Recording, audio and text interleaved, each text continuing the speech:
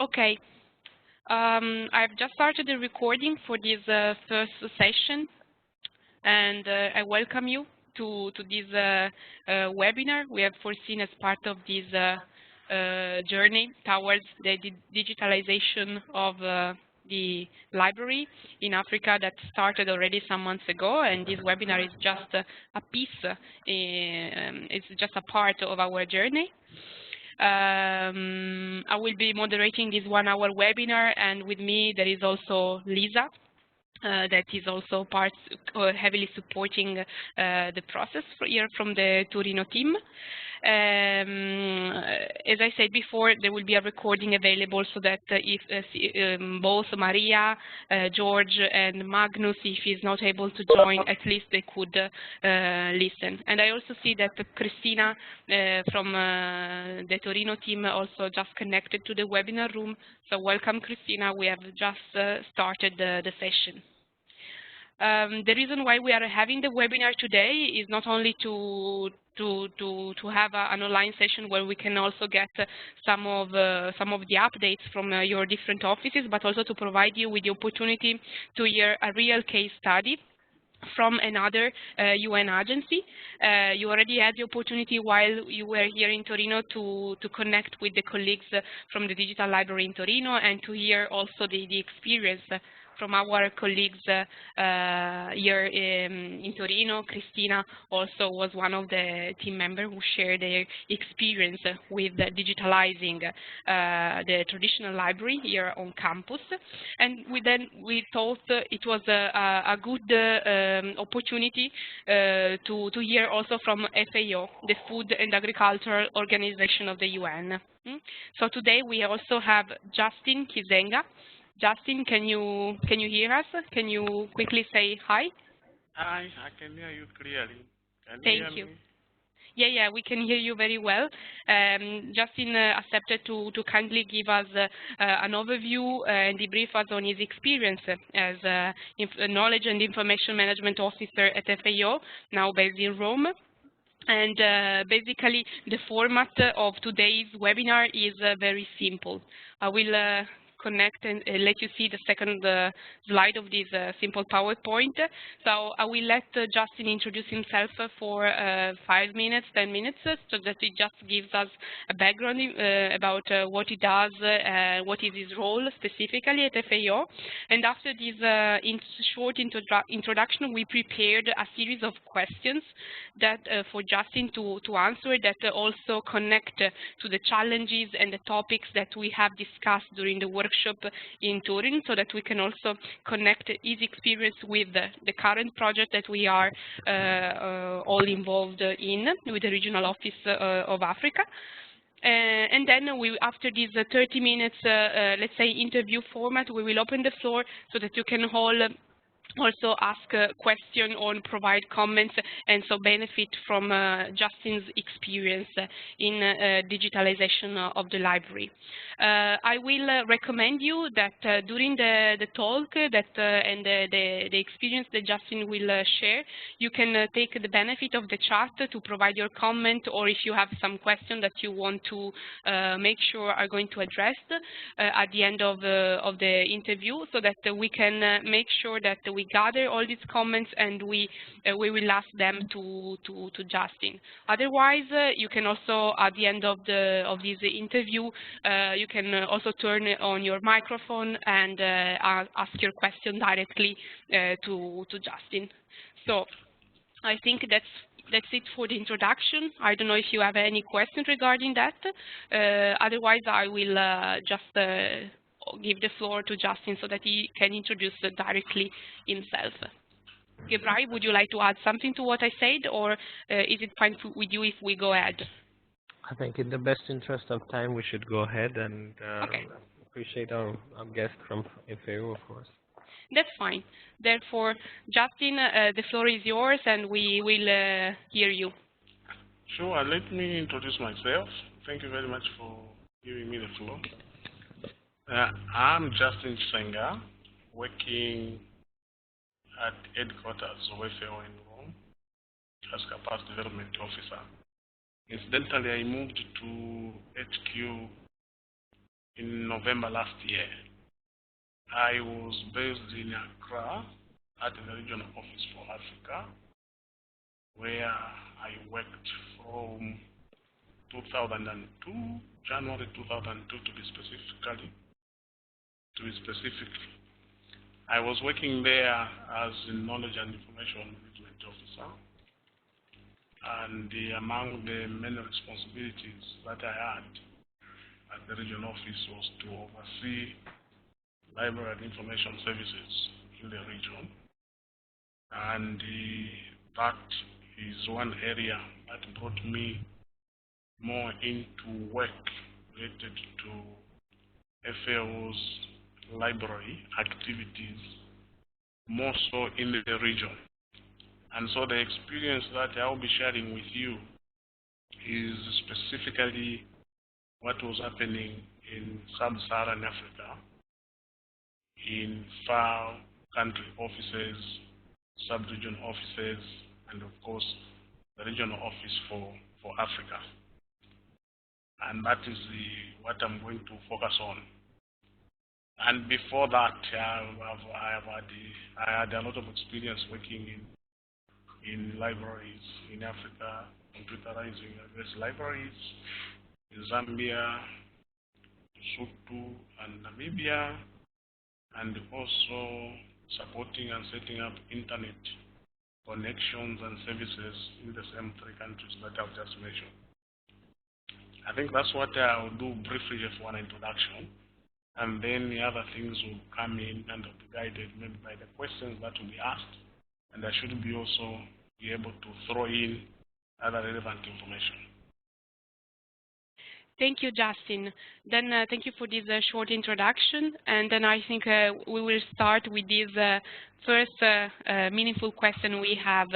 So why a digital library at FAO, and how, if you can explain us just give us an overall picture, how was this experience, how did you start, and why?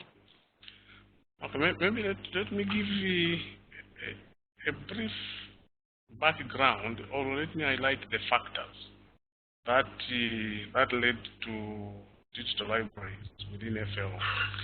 Okay, first and foremost, FAO is a knowledge organization, and it generates a lot of content, and more so in terms of publications, reports, and all these are meant for use by member states and partner organizations. And once these are generated or produced, we distribute them. In most cases, we have distribution lists for the documents. And some of these would end up in libraries in FAO country offices, where they are accessed by member states, consultants, and partners. So that's one. Then two, developments in the internet and other digital technologies made it possible for the organization to produce a lot of its publications in digital format and at relatively cheaper costs. And then the library at headquarters also started subscribing to online digital resources, books, journals, reports, and these are made accessible to staff at headquarters via the internet, and to staff and the consultants outside headquarters via the extranet or the internet. And then we also have a centralized catalog, which has over 1 million records of FAO and non-FAO publications. And also the digital technologies made it possible for the organization to start developing a centralized document repository, where now all the publications being generated in digital format are stored for easy access within the organization and outside the organization. So in short, the publications that were being printed or produced so that they could be sent to partners, they could be sent to member states, are now being made available in digital format because most of the partners have access to the internet, and in member states, in most countries, the internet development at least got well advanced such that it was now becoming much easier for the target audiences for these resources to be able to access the internet and thus also access the file publications. So that is the big picture whereby digital technologies played a key role in ensuring that the resources are made easily accessible to a wider audience, I think, than was previously done. And of course, also the cost implications also would have played a key role in that. So basically, that is what was happening. But it should also be noted that FAO for a long time has had a centralized library cataloging system, which means that all libraries in the regions or in the country offices did not maintain a local catalog. All the materials they had to be cataloged on the central system. And in most cases, not much cataloging was being done locally, in the sense that a lot or the bulk of the materials that was being found in the local libraries of FAO offices are materials that were produced at headquarters and they had been processed and cataloged at headquarters and they were already available in the central catalog. Except for a couple of materials, maybe a book or so, that will be produced locally. These are the ones that will be worked on and made available on the central catalog. So with the file document repository providing access to so many documents, the central catalog being in place, then it became logical to try and see how the country offices' libraries and the libraries in the sub-regional offices would make use of the internet and other technologies and provide full access to the resources that are available on the FAO systems, of course those resources that are meant for the public to access. And this had implications then on the libraries in the regional and sub-regional offices and the country offices. Some country offices libraries were dealt away with and all the materials donated to schools, to universities, and in place of the physical library, computer terminals or computer workstations were put in place. Those workstations have access to the internet and they can connect to most of the FAO information systems and the resources that are meant for the public. And some libraries were reduced in terms of size so that they keep the barest minimum hard copies materials and provide a good number of workstations that could be used by the users whenever they wanted to access file materials. And in most cases, even printers were provided, so that in the event that maybe a publication, which is maybe of a very good size, need to be printed, yeah, it could be printed and then the user given that publication. So basically, these are some of the factors that necessitated a much more look at digital libraries. Thank you, Justin. Thank you. Just on the technical side, someone was pointing out in the chat that your voice sometimes is fading out. So I'll just ask you if you can kindly make sure that your mouth is close to the microphone while you're speaking. But thank you, because it was very informative. And since you also mentioned during this background information, you were talking about the country officers that were working working in the libraries. My next question also links back to a discussion we had during our workshop in Turin regarding the impact that this process had on staff. Was there any implication regarding loss of jobs? Were new competencies created for country officers working in the libraries? There was any type of resistance related to these new type of competencies to be acquired? Can you also give us your opinion or experience regarding this aspect? Yeah, of course, any change generates resistance when it's going to affect people in one way or the other, and especially so if it is not clearly communicated. Now, in the case of FAO, I would say there wasn't a huge impact on staff in terms of maybe people losing jobs. I don't think there were any in that area. Although in the regional office for Africa, we had the librarian retired, and that also coincided with the change to digital libraries and everything. So the post was somehow, I would say the post was also retired, but still the library continued with more of a reduced role in terms of physical work. Now, in the country offices and other places, there were none visible loss of staff as a result of digitization. And the reason is mainly due to the fact that almost all staff that were responsible for libraries had also other roles within the organization. They were either working as the registry officers and also responsible for the library, or responsible for the library and also responsible for communication, or they were IT officers and also managing or responsible for the registry and responsible for the library.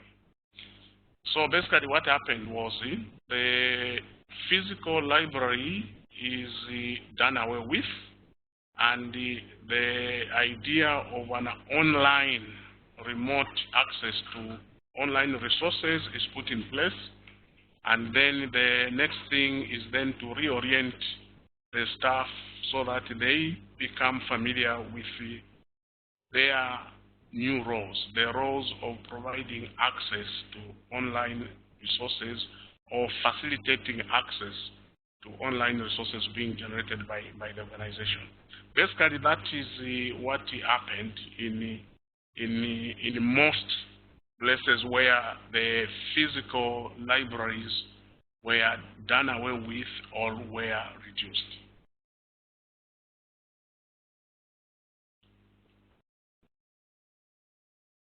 Hello?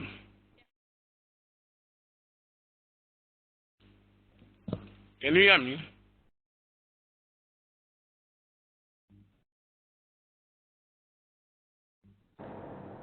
Hello, Justin. Can you hear me? Yes, I can hear you. Where are you hearing me? Yeah. We were able to hear you. Thank you very much. Sorry, I was on mute microphone and you could not immediately listen to me. No, thank you very much for this overview regarding how to approach staff, and I think there will be comments at the end also from our colleagues, because this was also a hot topic that it was approached and addressed in the last month, and we have still to find solutions for the way forward. We have prepared. We still have 2 questions to go before opening the floor. The third question we had, it's quite vague, and I think you already covered some of the aspects on how to increase outreach throughout the creation of digital resources, but I think you have a particular experience with Google indexing that perhaps could be useful to share with our colleagues from the different offices in Africa. Yeah, sure. In fact, first and foremost, I think outreach at the lower level, as at the country offices, has been much more in terms of promoting the materials, the publications that the organization generates. But at a higher level, and this is more at headquarters, and this is something that is done by colleagues in the other units, they have worked on a system such that the organization's document repository, where all documents that are meant for the public and generated within the organizations are deposited, and they are being deposited.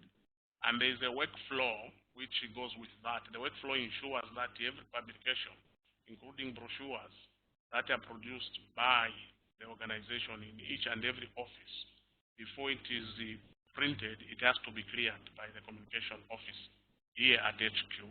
And the workflow, which is a computerized workflow, ensures that all the relevant clearances are done, such that the final PDF document, which is supposed to go for printing, finds its way in the document repository. And the document repository is indexed by Google.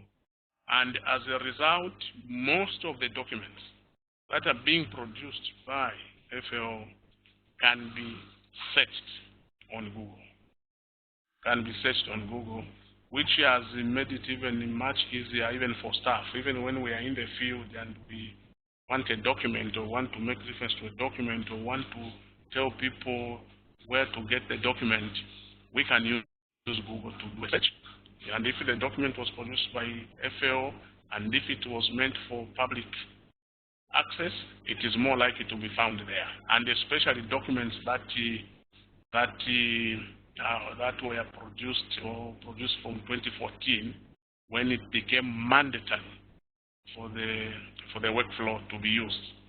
Yeah, so that is a very good thing, and it increases the visibility of the publications from FAO.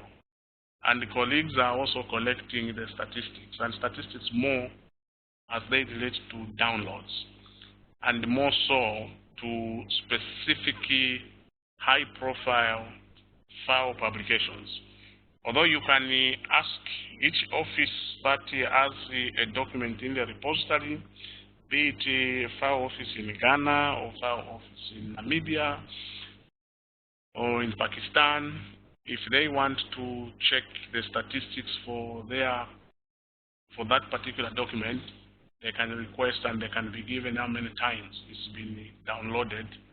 But other than that, the office here in headquarters monitors the downloads of key publications.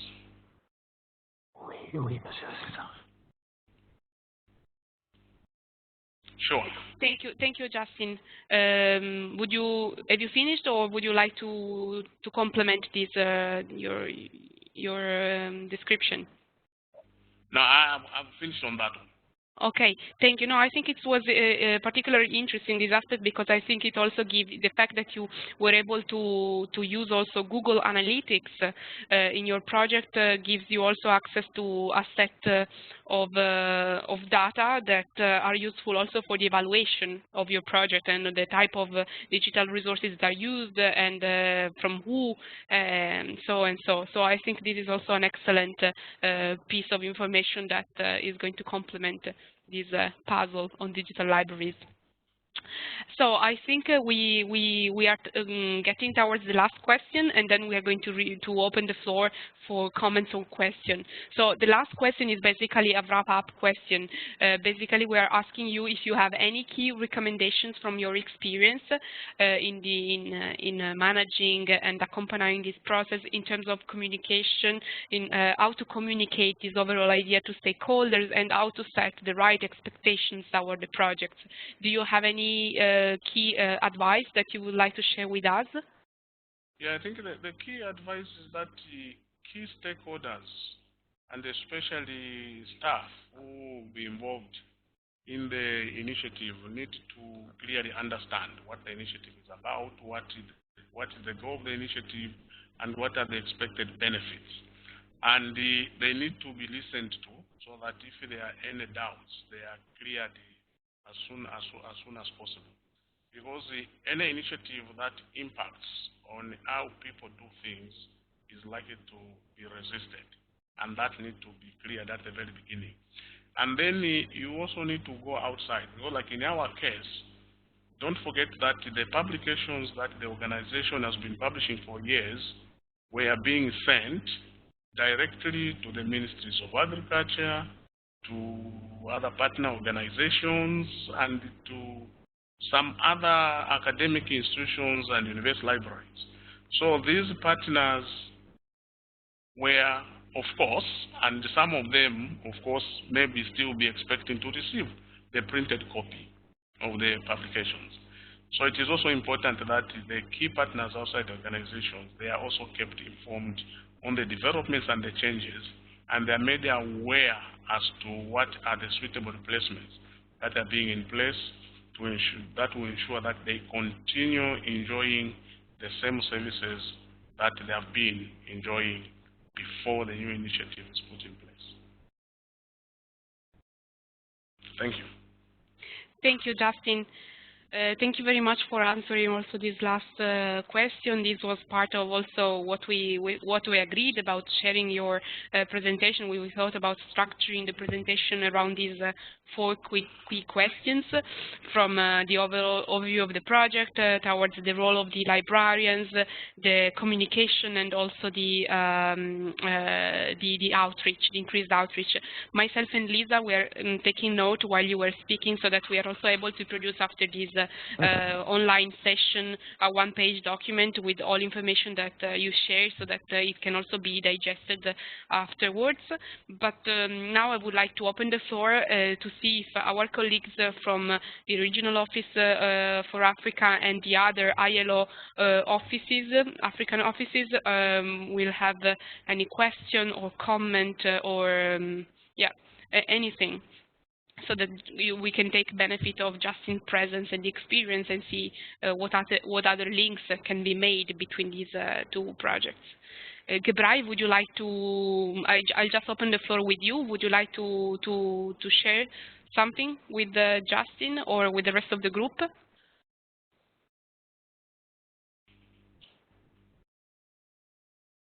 Or Rael, if Gebrai is not is temporarily. Oh, Gebrai is there. Sorry. Thank you. Sorry. No worries. No. I was actually saying thank you for organizing this, and Justin, thank you for all the points you raised. Obviously, I have a couple of questions as well, and if I may start with, the crux of the matter is obviously the investment issue. I don't want to call it cost, but the investment issue.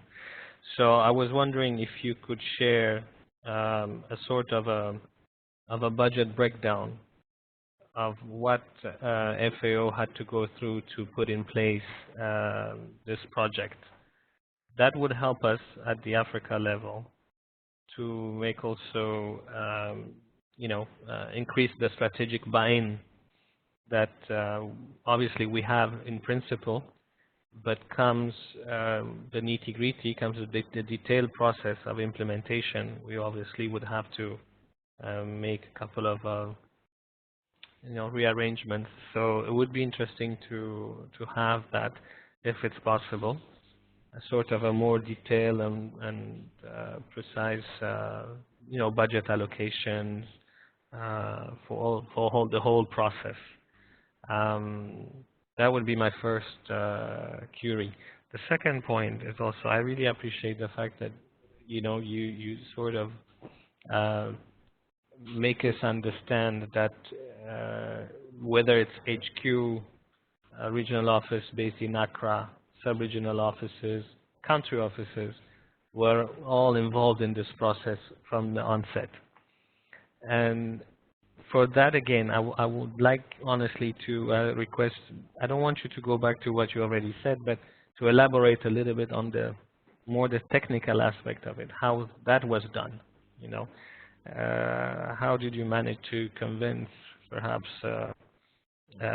country offices and sub-regional country, which will obviously be mostly concerned by the situation, how the convincing process was operated.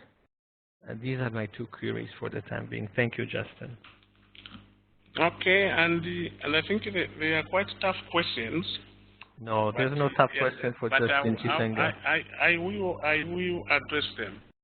The budget breakdown that I must admit I cannot give you the budget breakdown for the entire process for one simple reason, or several reasons. One of them is that the organization has several departments dealing with the ICT, a separate department, that is that infrastructure, library and information management, a totally separate division or unity that deals with that. And then the countries have also their own separate budget that deals with the information, communication, and the ICT at their own level. So which basically means that much of the investment that was spent on the initiative was not an investment that you would say that it just started like today and then you start. Because over the years, the infrastructure was being in place. Over the years, the internet connection was being improved. Over the years, the other technical infrastructure was being added. Over the years, staff were gaining the skills. And along the way, decisions were being made that we need to go this way. So it's quite difficult to really quantify.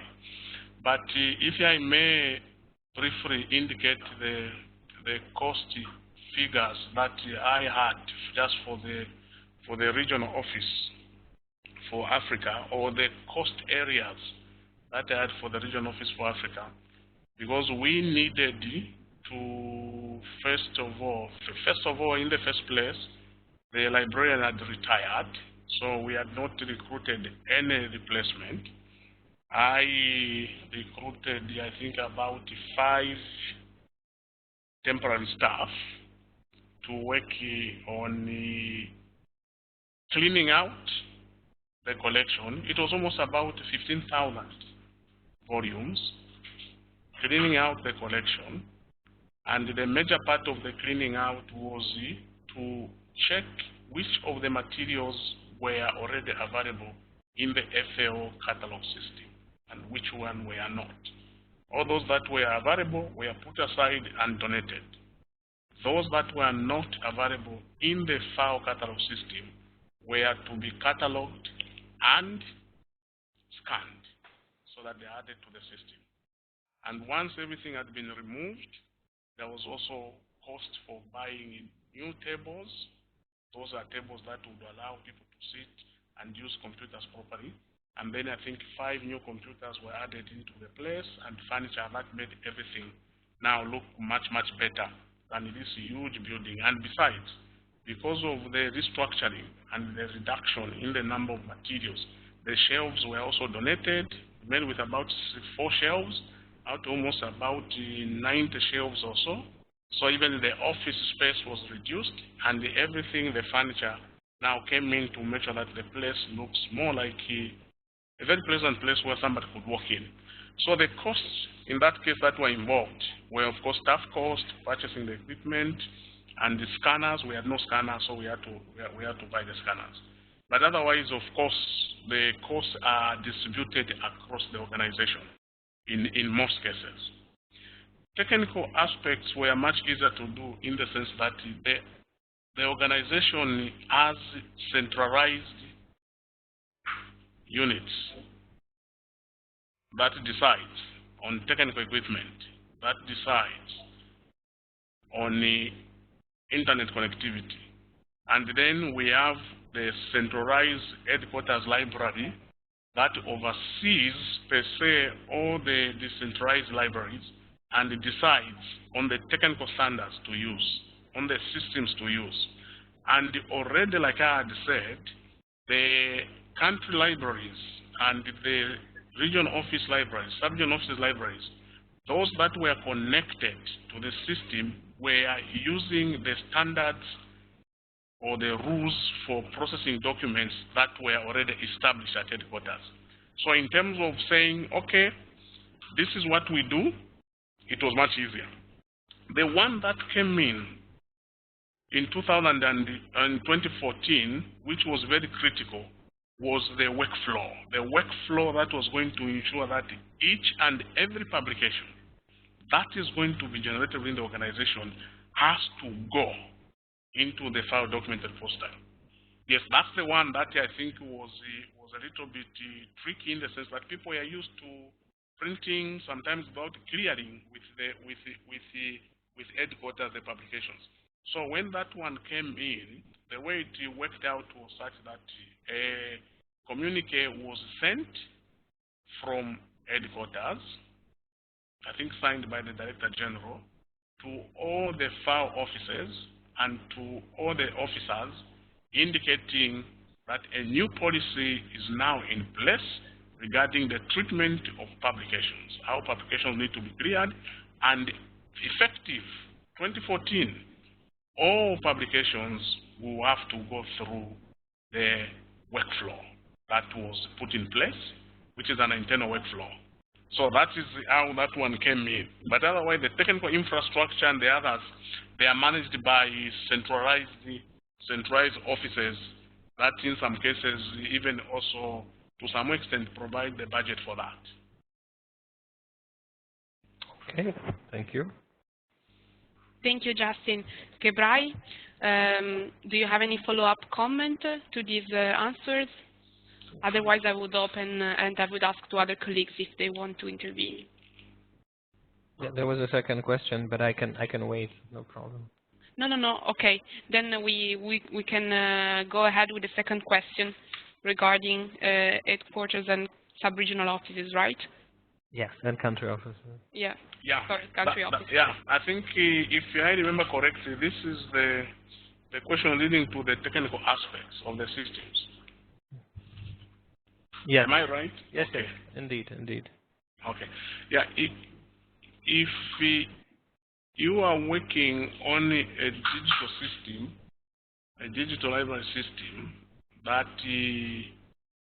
is going to provide access to online library resources, the idea basically is to work on one centralized system, one library system, one catalog, as opposed to creating small islands of catalogs here and there. And that works, of course, in places where connectivity is extremely good.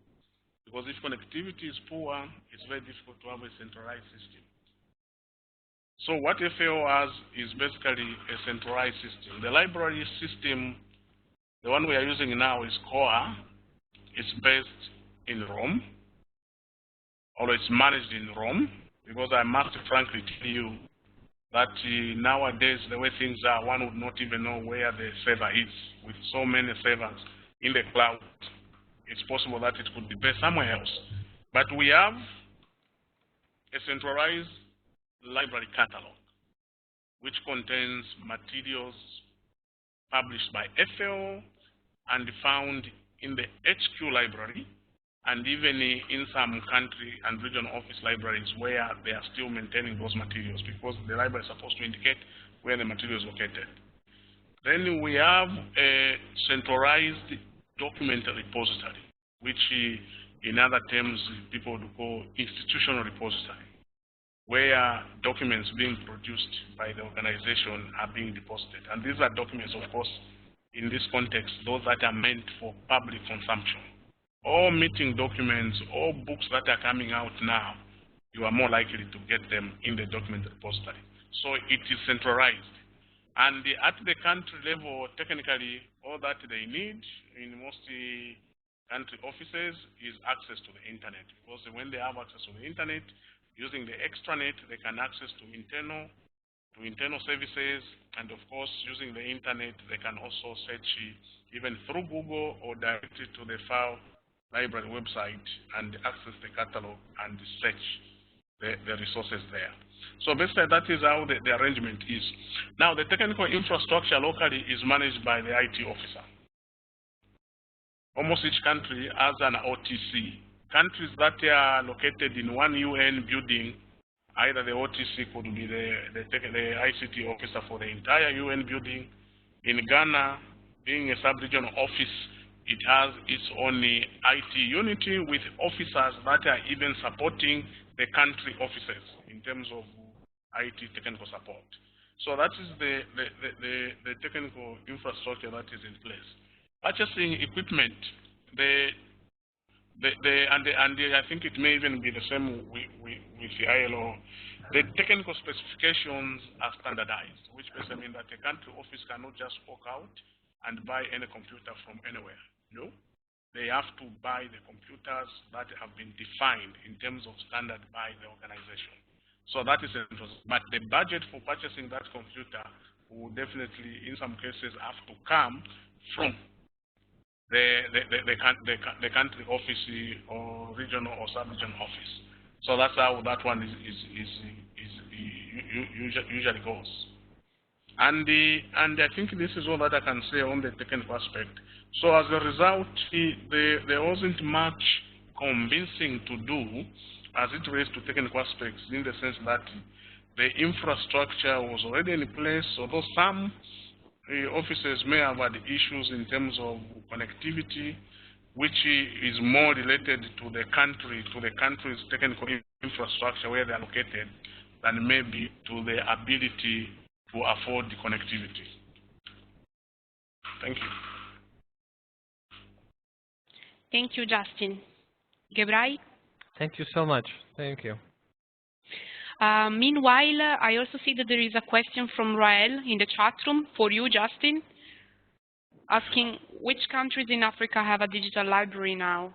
Okay, which countries in Africa have a digital library? Still going back to what I've said, you see, the nature of the FAO digital or online library is such that you cannot pin it up on a country and say Ghana has a digital library or Botswana has a digital library. Now, why do I say so? Because it is, first and foremost, the resources are centralized. Everything that FAO is producing is stored in the servers that are centralized. The file documents are stored in the file document repository, which is also being indexed by Google. So, if FAO Ghana produces a document, it will also be there. But FAO Ghana office, all the staff have directly access to the document repository from their desktop. That is one. Two, all the users, these are now outsiders, who would go to the Ghana office and say they want to access the file library. They will be taken into the library room, which has, I think, about 6 computers for public use. And when they sit on those computers, they will not be accessing the resources indicated in Ghana. They will be accessing the same resources that the staff are accessing through the file document repository. So as a result, the file virtual digital library, so to say, is even accessible to the outsiders via the internet.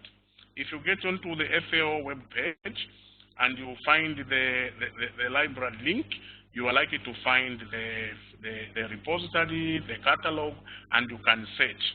And in most cases, if it's a file publication, you are likely to find a digital copy already available on the internet. So basically, that's how the whole issue is. So we have individuals in offices, in country offices, who are working on the library services. Their jobs now are much more of providing and facilitating access to FAO information resources, facilitating access to information resources, more like intermediaries, whereby people would get lost, they would want this, they would want that, and they will be shown, they will be, like if you went to Accra, if you went to Addis Ababa office, you are likely to get into the library, which still has a bit of some reports that are not generally distributed, but in that same room there are computers for public use, and the public can access the file documents. Thank you, Justin. Rael, do you have any other follow-up comment? Or no, I'm good. I would like to give opportunity to others if they have practical questions. Thank you, Justin. Sure.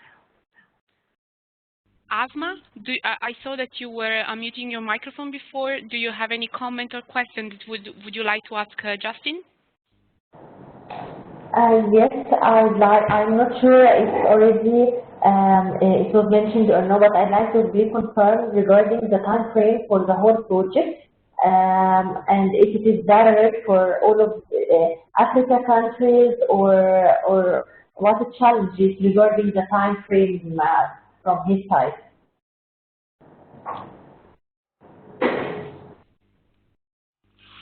Okay, yeah. Regarding the time frame, it basically depends on a number of factors. For example, I have worked on the computerization of library projects, and believe you me, some of the projects I worked on in the 90s and up to now, they did not finish cataloging all the old materials or converting all the old catalogs to the new ones, because of course there are usually issues, and sometimes it's also the approach. Now, if what you are working on is to ensure that all the materials that are located in the country offices or regional offices of ILO are scanned and put in digital format, of course it's going to take some time, depending on the size of the collection and depending on the amount of money available to recruit extra staff, which could even be students who would be working on scanning, processing, and describing the documents and uploading them to whatever system that you are going to have. Yeah, that would depend on a number of factors.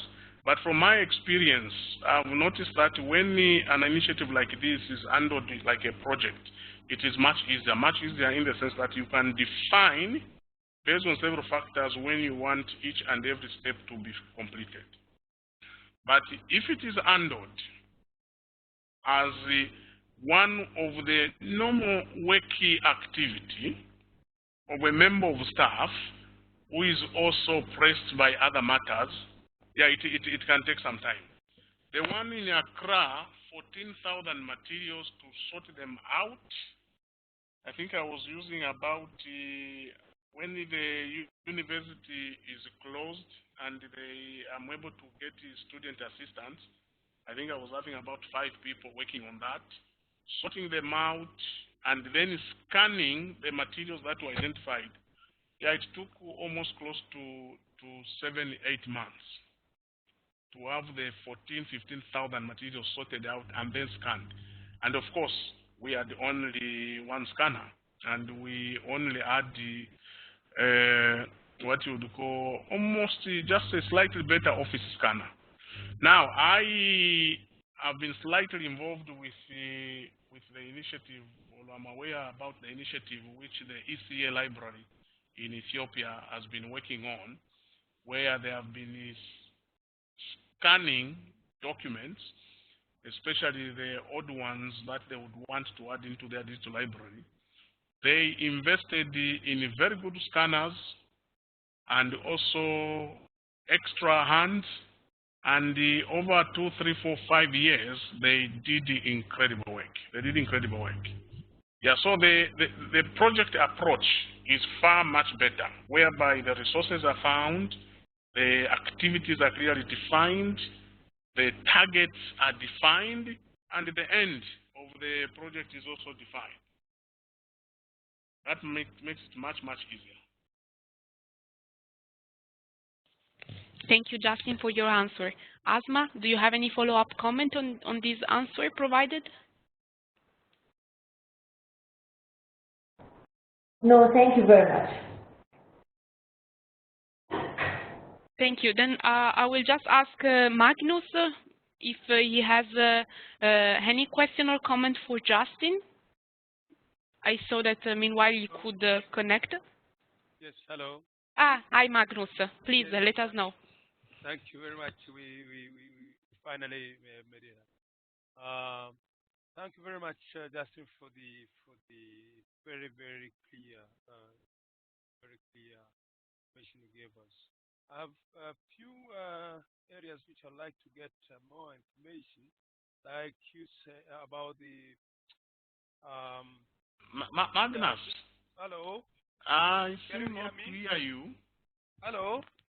Yeah, I think Hello. now I can get you. Can you hear me now? Yes, now I can hear you. But maybe Okay. before you ask your question, let me answer the question that has already been typed in the chat. Yes, please. Okay. How did you train your staff and temper staff to scan documents? If you were able to hire students for the job, the training seems rather light. Okay, how did we train staff in Accra to do that?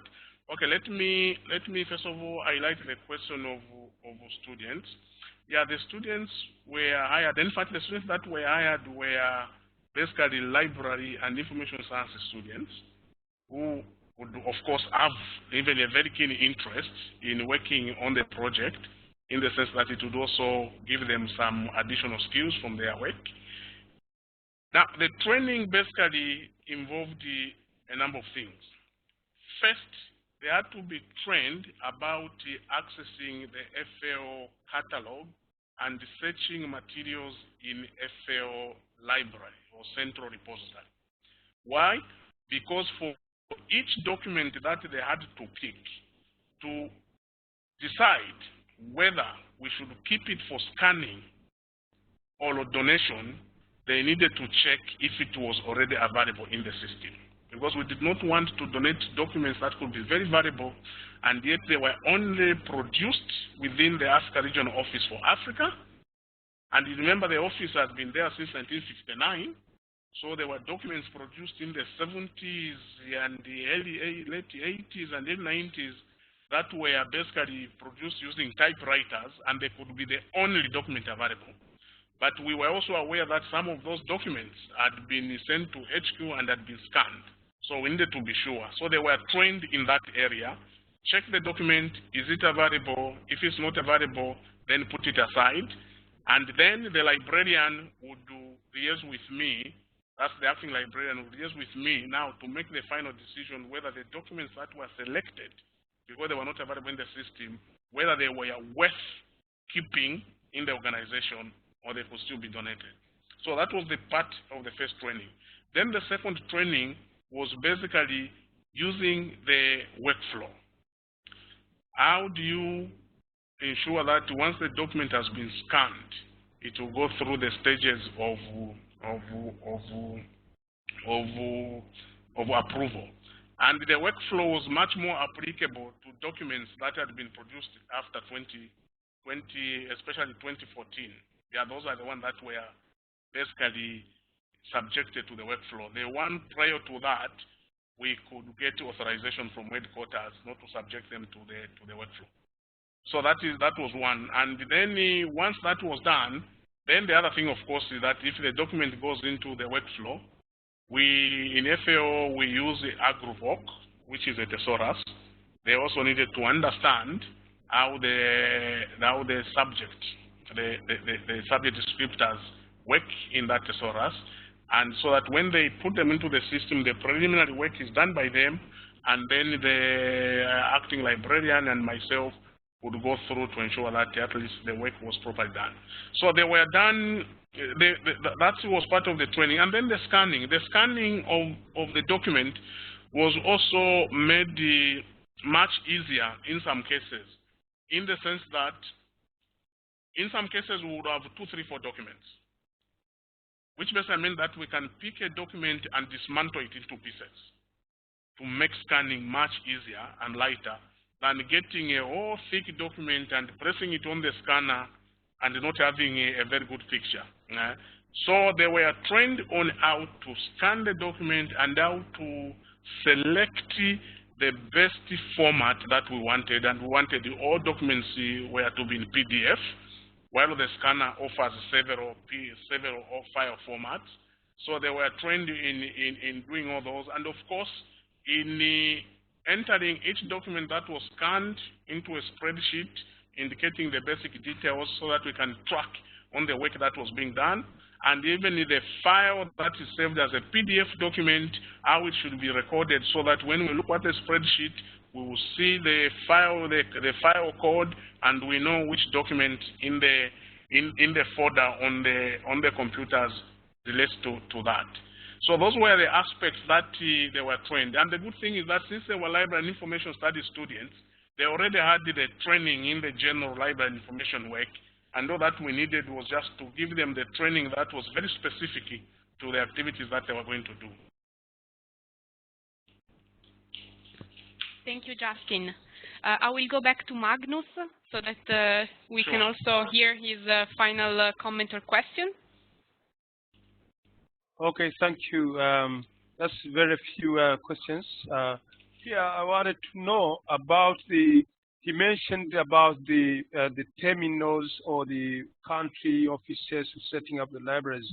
I would like to know the minimum requirements for setting this, if it is the country or field, the field offices. So what does he advise as the minimum requirements in terms of equipment and so on and so forth? Second, also there was mention about digitization of the documents which were in the physical centers, physical libraries. I understand there must have been some publications by the FAO partners and so on. What did they do with them? Where did they also digitize them, scan them, and or what did they do with it? Thirdly, it's a bit more practical. It's about the we know with the IT, with the internet in Africa, it's always a problem here and there. And I don't know how up till now how far, what is his experience, what the experience in terms of solving access to this that important resource by their partners, noting the problems, IT problems we are facing in Africa. Thank you very much. Okay, thank you very much. Let me start with the first question. Country offices of the minimum. Now, the minimum in our case, the minimum equipment was determined by several factors. Like in Accra, I think we got about 6 computers for the public and 1 computer for the librarian and 1 computer for the library assistant, which basically means that altogether we had about 8 brand new computers that we purchased for the new refurbished library with reduced materials. Now, why that? Because it's a regional office for Africa. 2, in terms of users, especially when the students want to use, you can have more than 1, 2, 3. So you would want, when they move in, they have access to the materials rather than waiting. Remember, now you don't have physical materials. All the materials are online, so it's the online terminals or workstations that will now be the access points. In some countries, I think Ethiopia, the sub-regional office also has, I think, almost 3 computers for users. And some country offices only have 1 computer. You have got only 1 computer for use. And you see, the reason could be, in some cases, people, and this is from also experience, even in Accra, people were finding difficult to walk into the libraries to use the resources due to the stringent, strict security checks associated with the UN buildings. If the office, like let's take, for example, Ethiopia, Addis Ababa, if you are going to to the library, you need to be prepared. You need to be able to show at the gate that, yes, I'm going to the library. So you cannot just walk in. You need to justify your going in. Yeah. So you find that some of the country offices serve consultants, and they serve occasional government officers here and there, and occasional students that want to walk in. So a computer or two could be enough. That's how the case may be. So there are several factors that they would determine, because if the library is so popular and you get so many people coming to look for the materials, if you are moving it away to digital, then you might as well look for a better way of ensuring that at least access to online resources is made much, much, much easier. So that's how I would say on that one. Digitization and documents by partners. First and foremost, it was like FAO first. When you are digitizing, although if you go back to the principle of institutional repository, the idea is what the institution produces, because the institution has the intellectual property rights. So if the institution decides that we are going to digitize the document, the institution will not be looking for somewhere to get authorization to do so. And of course, the institution cannot be sued because it cannot sue itself. Documents produced by partners depended basically on what role did FAO participate in the production of that document. If the document was co-produced, it was easier because at the very beginning when the document was being produced, the issues of intellectual property would have been addressed. So we did not, in Accra, we did not include materials that were produced by applications. Where possible, we checked whether our partner organization already had that document available in any online repository. Because if it were available, then there would be no need for us to provide access to that. Because the user, given the right tools, they can always find that. That was the approach that we took in Ghana, and most materials in that line were donated to universities and the schools. And it was easier for the colleagues that were working in the library to make reference. When somebody walks in and says, oh, I'm looking for this document, it was easier to say, oh, that one, you will get it from the University of Ghana, because we are given to them, and they have maybe put it in their collection. So that is one. Now, internet access, first of all, access to FAO resources, I would say now it's much, much easier than before, in the sense that a large number of the documents published by the organization are available in the document repository, which is available also via the internet, and much of it is being indexed by Google.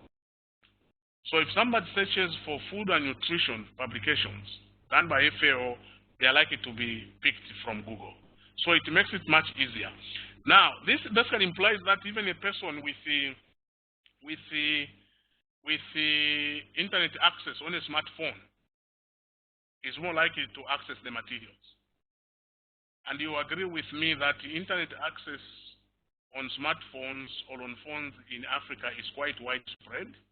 And if materials are properly indexed and processed and made available to the major search engines, then their visibility is likely to be more enhanced.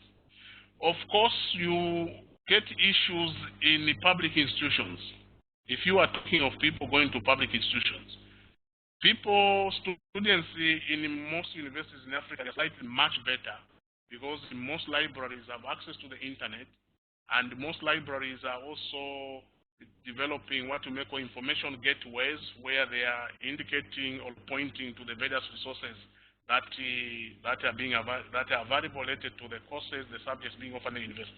But in public institutions, I'm sure in some ministries, in some pre-urban or especially in public schools, yeah, it becomes extremely difficult to access the resources. But then one also would ask himself or herself, are the materials that we have targeting those type of users?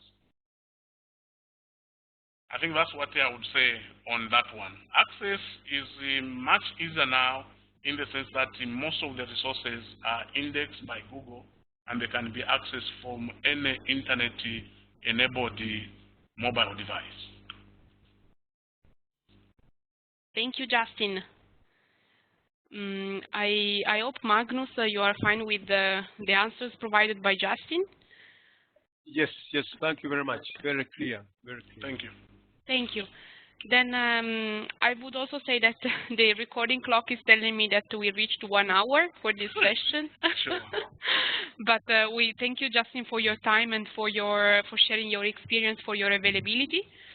As I said before, unless there is no urgent comment now, I would close the session, and the recording of this session and the notes that we have been taking while Justin was sharing his experience will be uploaded on our shared space, so that if there are also other follow-up questions or comments, we can also gather them and see how we can also address them in the upcoming days. So that's all from my side and from Turin, and I thank you all for joining this session. Thank you very much. Thank you. Thank you very much. Bye. Thank you. Thank you. Thank you. Bye, everybody. Bye. Bye. Bye, everybody. Thank you very much.